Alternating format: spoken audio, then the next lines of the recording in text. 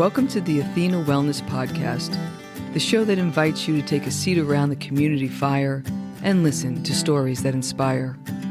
I'm your host, Kathy Robinson, author, coach, and founder of Athena Wellness, a company that's dedicated to supporting you on your journey to live more wholeheartedly. Hello, and welcome to episode 29. Thanks so much for joining me. Think back to the last time you arrived at a new place in body, mind, or spirit.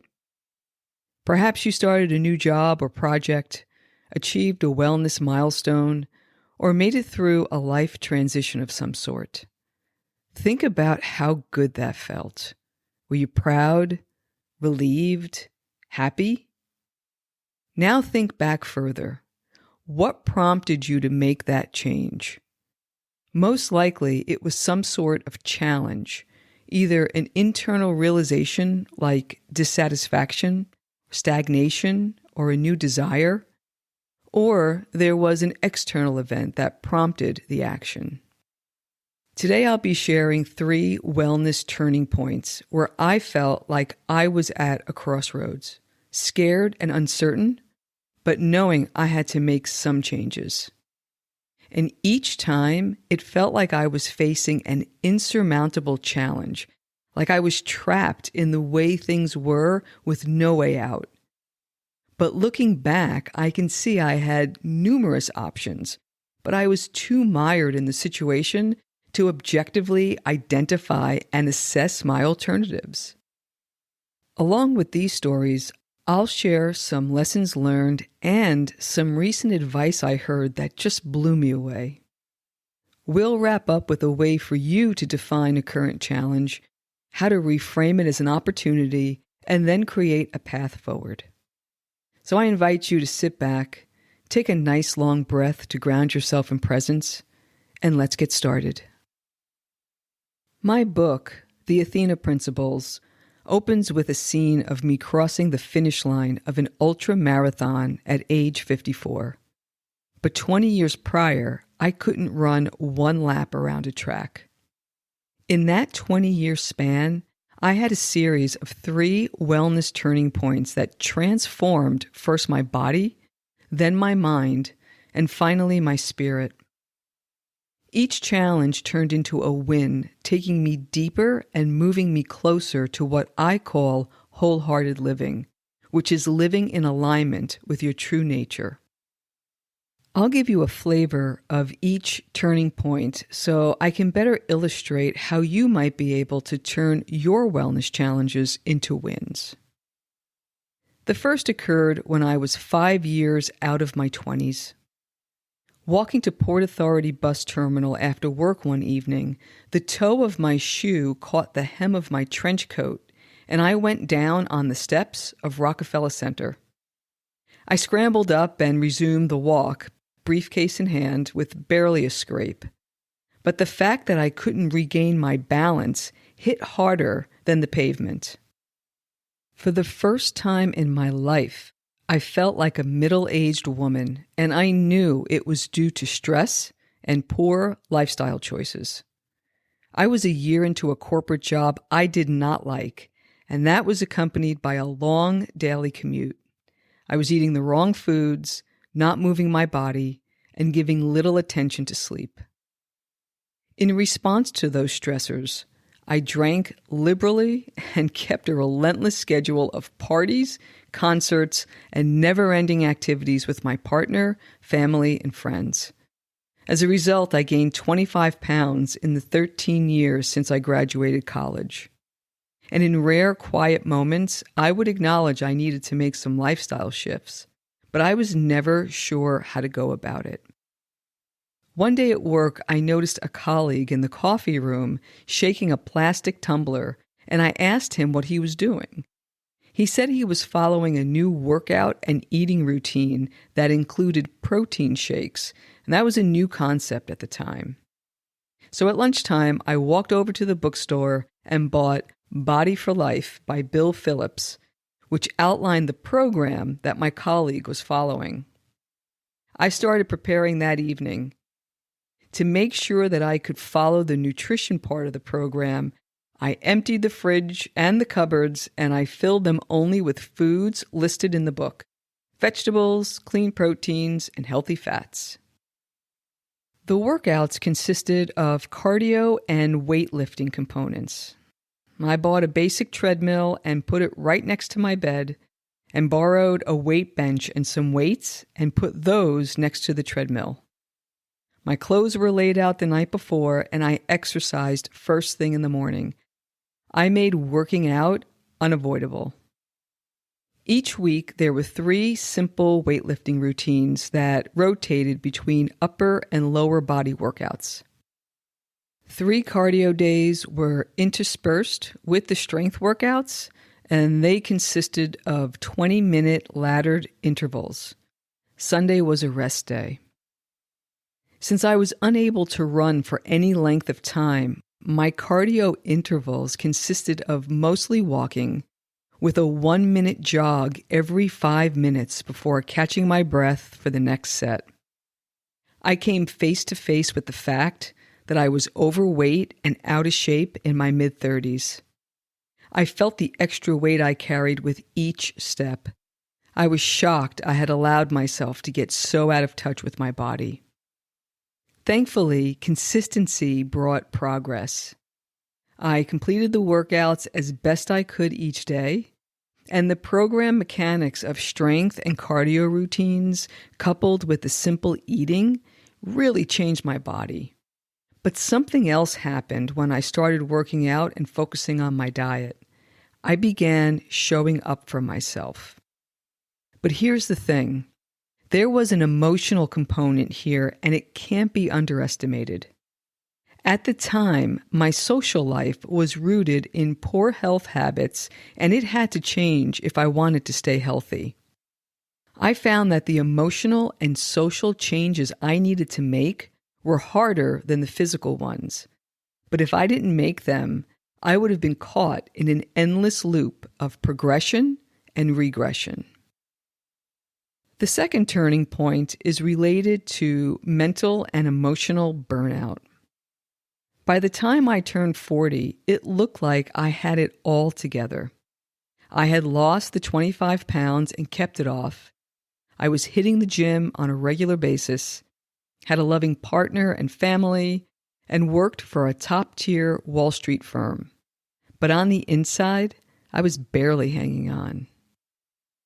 Due to an organizational change, I was working for a new boss who was not a fan of mine, and the feeling was mutual.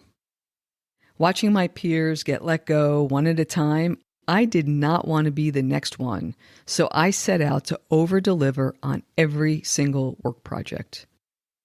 The stress compounded as the months passed. I would wake in the morning with a start, nauseous from the adrenaline already pumping through my body.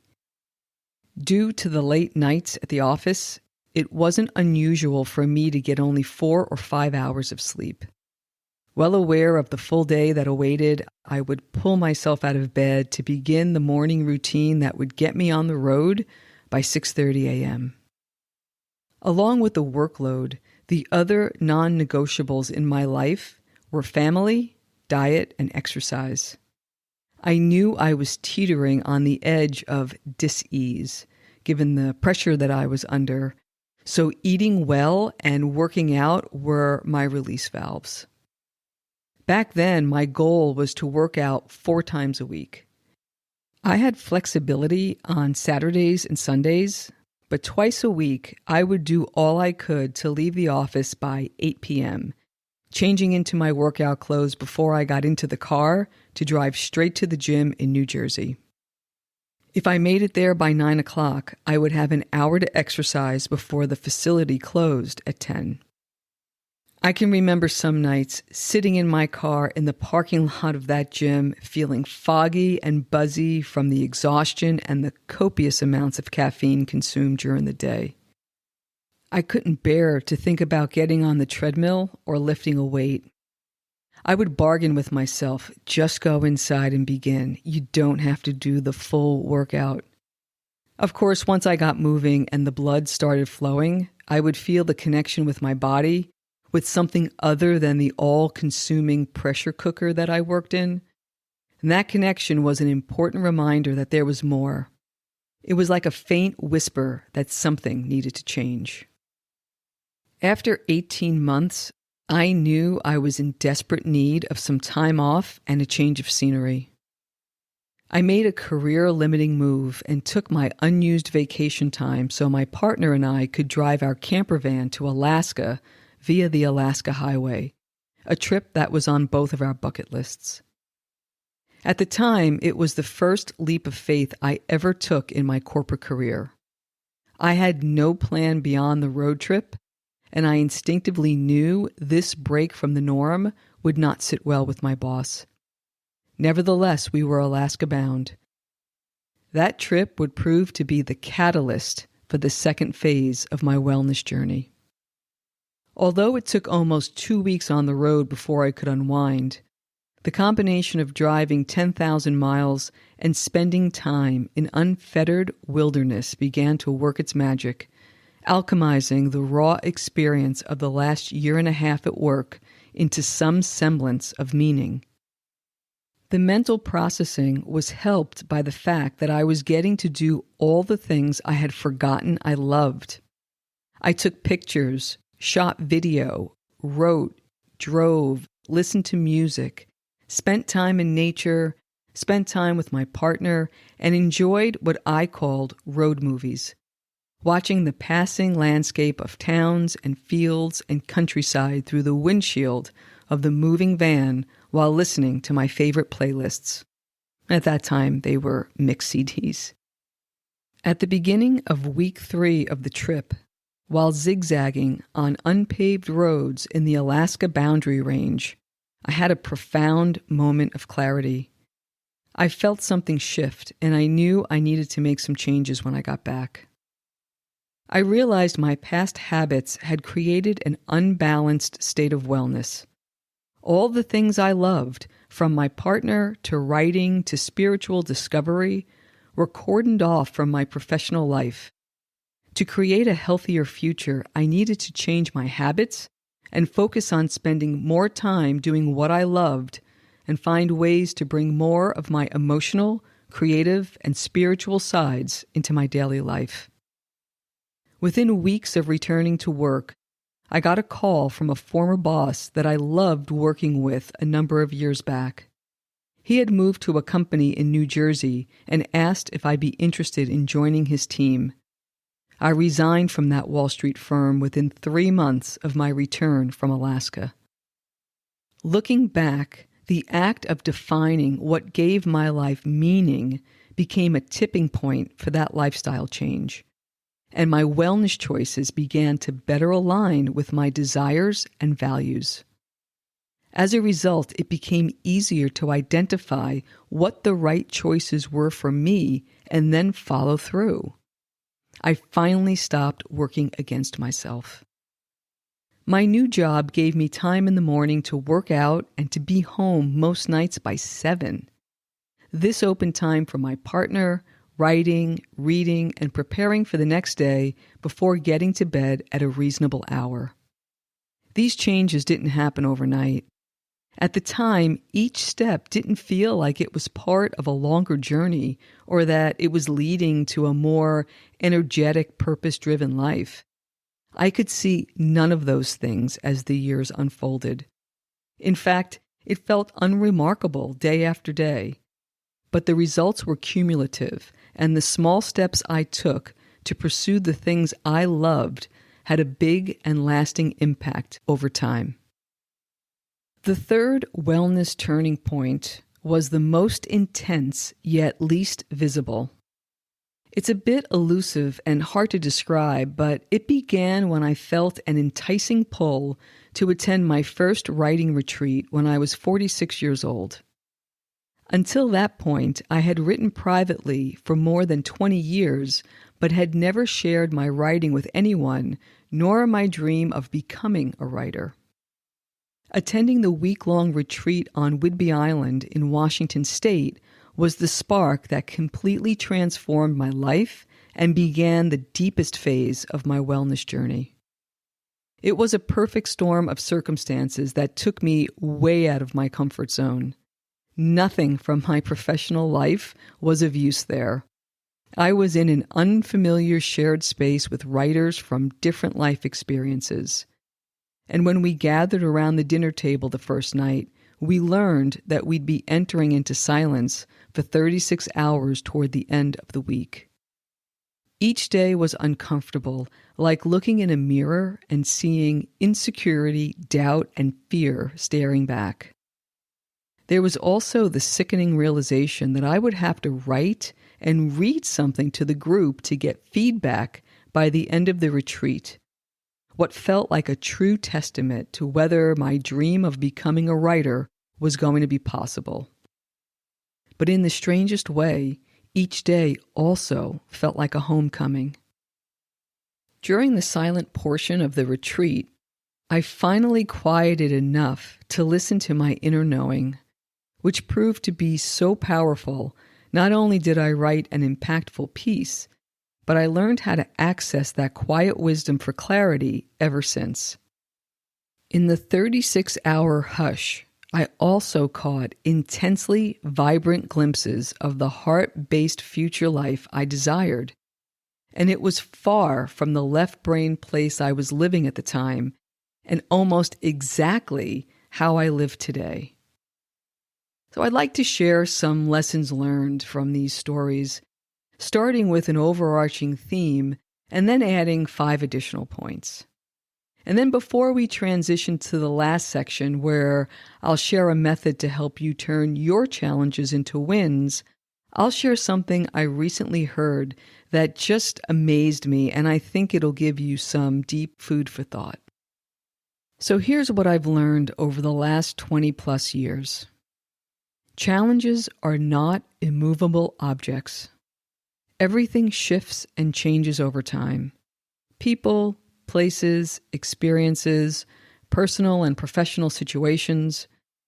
If you're feeling stuck and it seems like you have no options, as I did in my early years, just keep that in mind. The old adage is true. The only constant is change. Although when we're ready, change can feel like it's happening way too slowly. So to fill in those lulls, here are 5 other observations about the growth process that can help along the way. 1. What allowed me to navigate the journey with benevolence was self-compassion. And that's the ability to care for your own well-being in the form of self-acceptance and nurturing support. The second is what fueled my journey was intention. And that's the emotion and the motivation behind why I wanted and in some cases needed to change. The third is what built momentum along the way was consistency. I set my gaze a few feet ahead, a little at a time, and took small steps, listening to myself, gauging how I was feeling, and then just continued to show up in new ways. Number 4 is what impacted the pace of change and the pleasure of the journey was my mindset. Keeping a positive and optimistic frame of mind acts like a supercharger, and it's the best way that I know to hasten the pace.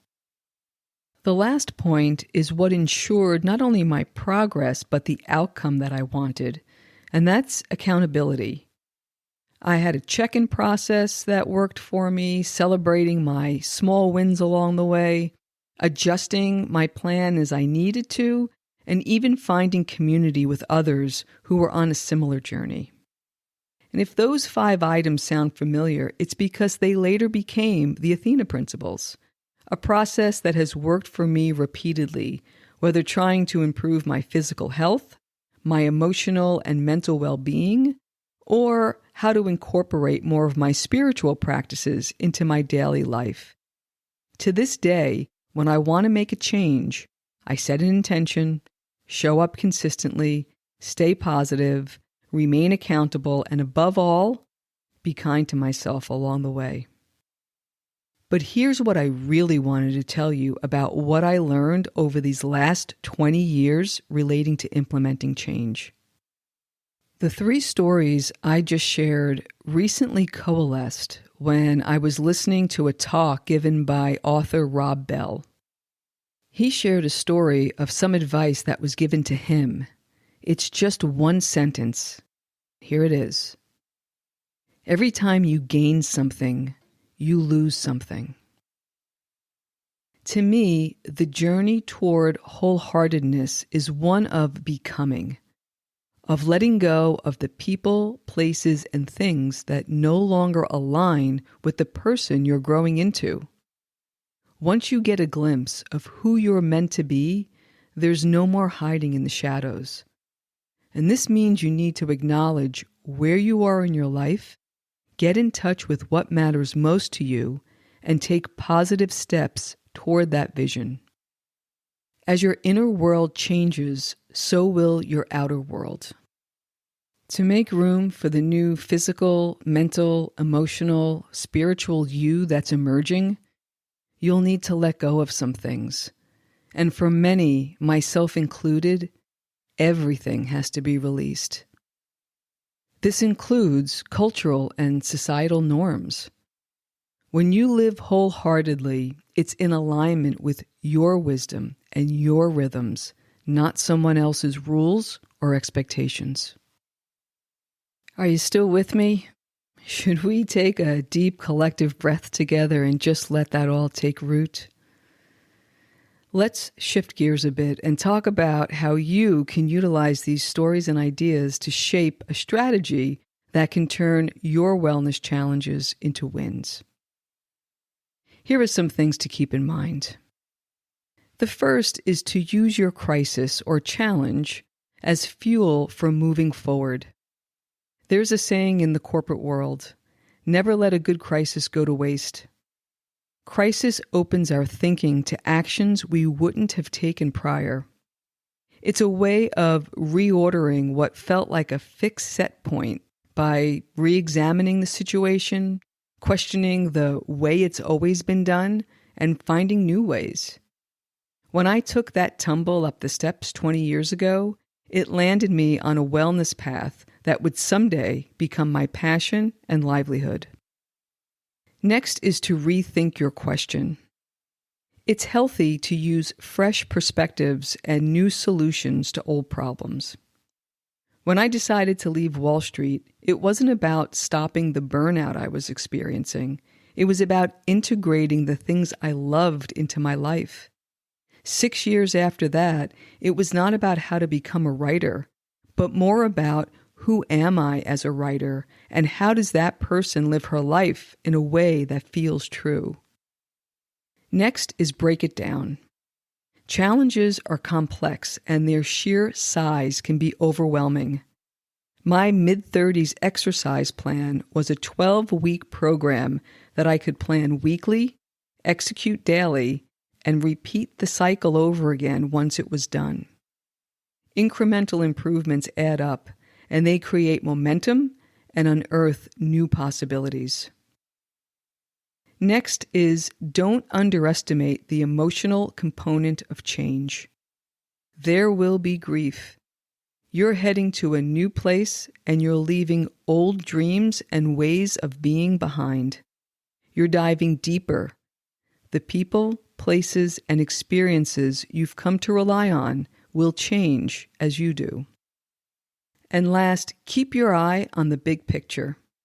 Have visual reminders of why you're putting in the effort. In my last year of my corporate career, I wore a necklace that only I knew the meaning of. It was a symbol that reminded me of my new life that I was creating and what I wanted to achieve as an entrepreneur in the second half of my life. It put all my effort in context and it kept me moving forward.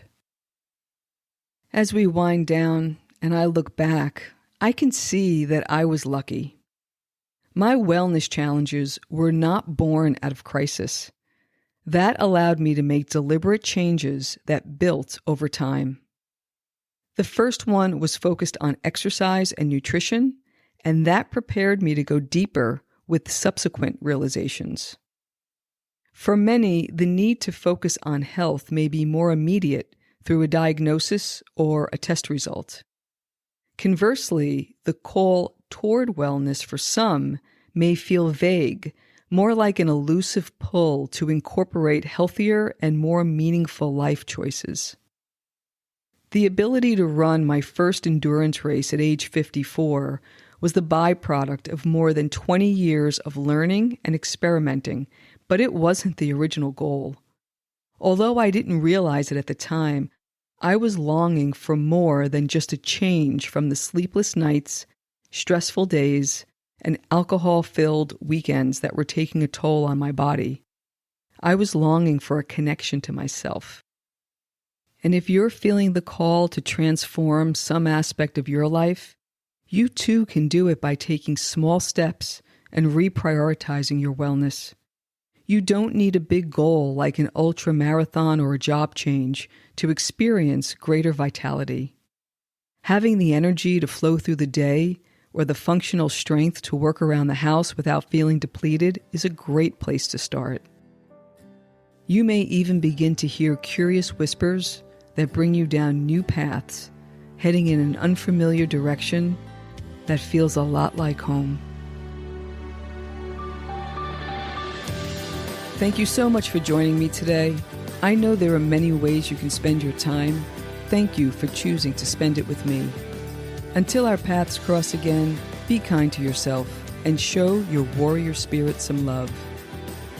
If you know anyone who could benefit from today's episode, please pass it on. And many thanks for supporting the show by subscribing and leaving a review. It means a lot, and it helps others find their way to our circle. If you'd like to access the show notes, have a question you'd like addressed on a future episode, or would like a transcript of this episode, visit www.athenawellness.com/podcast. Until next time, be well.